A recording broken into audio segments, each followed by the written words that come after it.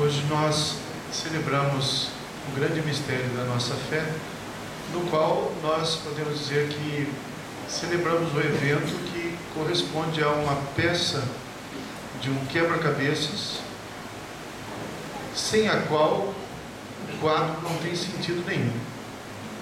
É uma peça só, mas sem ela não se pode compreender nada. Nós celebramos um evento, um acontecimento que faz com que nós estejamos hoje reunidos aqui. Não é a história de Jesus, nem o conteúdo das suas palavras, nem a beleza dos seus gestos, que fazem com que 2000 anos depois, mais de 2000 anos depois, do outro lado do mundo, haja tanta gente reunida em nome dele. Não é isso. Houve muita gente que disse coisa bonita. Talvez alguns tenham dito coisas mais bonitas do que as que nós conhecemos do Evangelho. Pode ser. Talvez alguns tenham feito gestos belíssimos, tanto quanto Jesus, quem sabe até mais. Talvez alguns tenham sofrido mais do que eles. Embora, se nós encararmos a partir do mistério pascal e da identidade de Jesus, teremos que concluir que ninguém sofreu mais do que ele, porque ele não carregou apenas o peso do seu sofrimento. O que pesou para ele não foram as chagas, não foi a coroa, não foi a cruz. O que pesou para ele era o destino da humanidade, a história da humanidade, que pesa muito mais, absurdamente mais. Pode ser que outras pessoas tenham sofrido mais fisicamente do que ele, mas, como diz São Paulo na carta aos Coríntios, na primeira carta aos Coríntios, se Cristo não ressuscitou, vazia a nossa pregação e vã a nossa fé e a nossa esperança. Então é este evento, a ressurreição de Jesus, que infelizmente alguns teimam em querer transformar, não num evento, mas numa interpretação. Até alguns teólogos dizem, não, essa é uma interpretação. E a interpretação de que o ideal dele não morreu, voltou à tona com os discípulos, ressuscitou, o ideal dele. Muitos caem nessa tentação. O Papa Paulo VI, saudosa memória, certa vez ocupou-se falando sobre a ressurreição de Jesus, dizendo, não é filosofia, não é história lendária, mas é de um evento que nós falamos, de um fato histórico. O povo de Israel já tinha feito na sua caminhada, naquilo que nós chamamos de revelação, no Antigo Testamento, toda uma vivência e toda uma aliança baseada no conhecimento e na transmissão de um fato histórico, que hoje nós ouvimos na narração de uma das leituras do livro do Êxodo, quando o povo de Israel foi libertado dos egípcios, passando pelo Mar Vermelho a pé enxuto. E essa foi a primeira Páscoa. Esse fato foi para eles um fato, não pura e simplesmente como todas as demais ações dos seres humanos, mas foi com a convicção de que Deus entrou na história e mexeu na história do ser humano, salvando aquele pequeno povo, porque era um povo escolhido, era o povo da aliança. E porque eles acreditaram que Deus pôs a sua mão e interferiu diretamente naquela história, esse acontecimento que beneficiou alguns homens e mulheres passou a ser celebrado por todas as gerações futuras, a tal ponto que até hoje, quando os judeus celebram a Páscoa, eles dizem, o pai de família explica ao filho sobre a celebração, meu pai foi um arameu errante, meu pai, mas esse meu pai está lá atrás. Quando não diz, nós fomos escravos no Egito, quando eles não têm qualquer relação com essa história, mas porque acreditam que foi o evento da ação de Deus em favor do seu povo, eles dizem, nós somos desse povo, a ação foi em nosso favor. assim também acontece conosco na nova aliança. Nós cremos que este evento, ressurreição de Jesus, foi um evento no qual Deus mudou a história da humanidade, agora não só mais de um pequeno povo, mas a história de toda a humanidade. E nós passamos a acreditar que aquela ação de Deus no passado, em favor de um pequeno povo, foi apenas para preparar a humanidade para receber este grande evento único, o maior evento da história da humanidade. Quando São Paulo diz: se é somente para esta vida que nós temos a nossa esperança em Cristo, nós somos de todos os homens os mais dignos de pena. Nós somos talvez os mais idiotas dos homens, se é só para esta vida. Mas aqui vale o raciocínio contrário.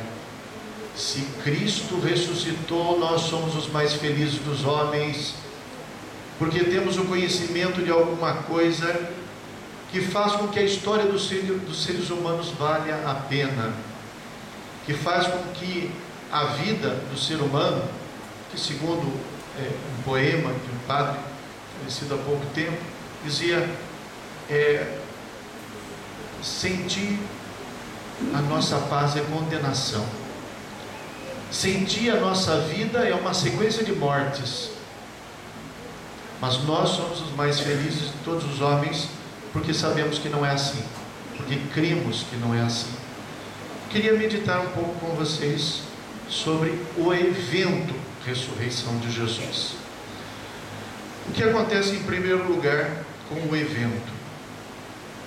Esse evento foi conhecido por um grupo de pessoas que havia conhecido a sua morte.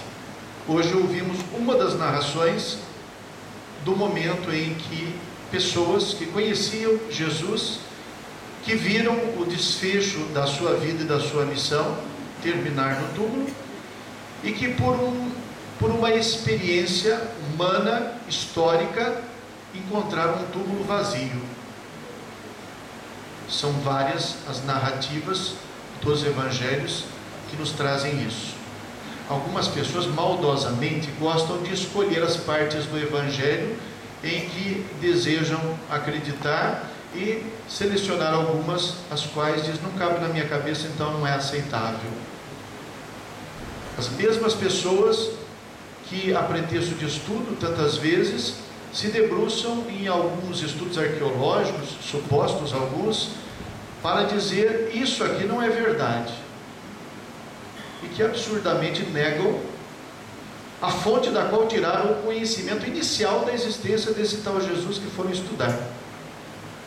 Ou seja, jamais teriam ouvido falar de Jesus, e só ouviram falar dele e conheceram a existência dele pela igreja e pelos escritos dos evangelhos, e a partir desse conhecimento fazem alguns estudos por conta própria para dizer que alguma coisa lá não é verdadeira, tentando negar a autoridade daquilo que deu a eles o conhecimento disso que foram estudar. Há uma contradição nesse pseudo-estudo, mas as narrativas atestam. Se a gente pega os evangelhos, o Novo Testamento, não há conflito nisso. O túmulo estava vazio. O Papa Bento XVI gosta de dizer, escreveu no seu livro Jesus de Nazaré: os discípulos que eram de origem judaica jamais sairiam dizendo que Jesus estava vivo se o corpo dele estivesse lá no túmulo, porque o pensamento semita não é igual ao dos gregos, dualista, que separa o corpo da alma. Os judeus não veem o ser humano assim, separando corpo e alma. Para eles é existencial. Por isso é que para eles, quando Deus salva, Ele salva fisicamente também. Por isso é que para eles, quando Deus se manifesta, a pessoa não pode estar doente, porque a visão deles é um todo. Os discípulos de Jesus jamais afirmariam que Jesus está vivo se aquela pedra não estivesse rolada e se aquele túmulo não estivesse vazio. Por isso as narrações não deixam dúvida de que eles transmitiram isso. O túmulo estava vazio. Uma das narrações dos evangelhos sinóticos, se não me engano o de São Mateus, fala de uma suposta investigação, que os soldados teriam dito que os discípulos de Jesus falaram qualquer coisa, que ele ia ressuscitar, e que teria havido então uma guarda de vigilância. Só o evangelho diz isso, uma guarda de vigilância para que ninguém mexesse no túmulo, mas mesmo assim a pedra foi rolada. E diz aí então que os judeus ofereceram uma soma em dinheiro para os soldados dizerem que os discípulos vieram roubar o corpo de Jesus. Está numa das narrações. Ou seja, esse evangelista faz parecer que houve uma investigação, ainda que tenha sido breve. O túmulo estava vazio mesmo. Mas, gente, um túmulo vazio não é prova de ressurreição. De fato, isso que acusaram ser o desfecho, que os seus discípulos vieram roubar o corpo, realmente podia ter acontecido. O túmulo poderia estar vazio porque realmente alguém retirou o corpo de Jesus de lá. Por isso, o túmulo vazio é indispensável, mas só ele não prova a ressurreição, não atesta de maneira nenhuma, não dá credibilidade ao que nós estamos fazendo aqui hoje. Era necessário que houvesse mais do que isso. E no tempo da Páscoa nós teríamos ocasião de ouvir as narrações, as diversas narrações, nas quais os discípulos não ficam apenas dizendo que o túmulo estava vazio, mas passam a dizer: nós vimos o Senhor. Se os discípulos tivessem achado o túmulo vazio e não tivessem se encontrado com Jesus, nós não teríamos fundamento nenhum para falar da ressurreição de Jesus. Então, dali para frente, eles passam a afirmar que tinham se encontrado com Jesus ressuscitado. Dão algumas características. Ele é diferente. Ele entra com as portas fechadas. Ele não é conhecido nunca pelos seus amigos mais próximos. Na narração de São João, Maria Madalena está diante do túmulo chorando. Jesus vem e fala com ela. Ela pensa que ele é o jardineiro. Se foi o Senhor que tirou meu Senhor lá do túmulo. E aí Jesus diz: Maria. Aí ela o reconhece. Com os discípulos de Emaús, no Evangelho de São Lucas, esse caminho, fazem uma viagem para outra cidade, conversando, gostando da conversa, com o coração abrasado pelas palavras e as explicações dele. Gostam tanto que pedem para ele entrar e não o reconhecem. Mas quando ele parte o pão, seus olhos se abrem. É ele. Mas como que nós não percebemos? Ele falando das Escrituras, a gente estava ali no céu. Como que nós não percebemos? Ele nunca é conhecido. Ele é diferente. Tem alguma coisa diferente. Mas é o mesmo. Se eles desconfiam, ele mostra os sinais da palavra. Sinais incontestáveis de que foi ele mesmo, aquele crucificado que está aqui. Tendes alguma coisa para comer? Veja, sou eu mesmo. Um fantasma não tem carne, não tem osso. Veja, toquem, Tomé, põe o dedo aqui. É ele. É uma experiência que eles têm e que eles passam a transmitir. Nos Atos dos Apóstolos, São Paulo também vai falar destes encontros com o ressuscitado, e que nós nem sabemos dizer ao certo quantos foram. São João, no finalzinho do Evangelho, diz assim: Jesus ressuscitado fez ainda muitos outros sinais que não estão nesse livro, que se fosse escrito não caberiam em todos os livros da terra. Estes foram escritos para que acrediteis que Ele é o Filho de Deus, e para que, crendo nele, vocês tenham a vida. E essa é praticamente a conclusão do sentido do que nós fazemos aqui e do porquê professamos a ressurreição. Ora, um grupinho de pessoas que correspondiam ao fã-clube desse homem que foi morto, começa a dizer que ele está vivo. Muitos homens do período do início do cristianismo disseram: apareceu para a turminha dele, por que não apareceu para Pilatos? Por que ele não apareceu para o imperador? De fato, essas aparições, estes encontros, não foram assim. Não foram dados a todo o povo, a todo o público, mas como dizem os apóstolos, a nós que fomos testemunhas. Como diz São João, a nós que comemos e bebemos com ele. A alguns, as objeções apareceram. Alguns disseram, eles inventaram essa história. Poderiam estar mentindo, é verdade, é uma possibilidade. Mas de sã consciência, pense que uma pessoa seja capaz de inventar uma bela história, certo? Seria capaz de convencer tanta gente? Esses novos convencidos seriam capazes de convencer outros tantos? Esses que inventaram a mentira, quando fossem confrontados, sustentariam essa mentira até onde? Sem cair em contradição? Estes sustentaram até a morte. Alguém inventa uma mentira e prefere morrer do que negar a mentira que inventou? Não um.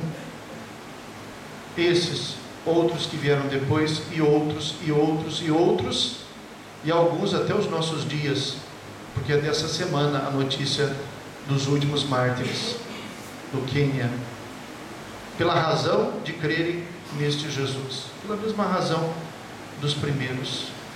Inventaram uma mentira e morreram pela mentira.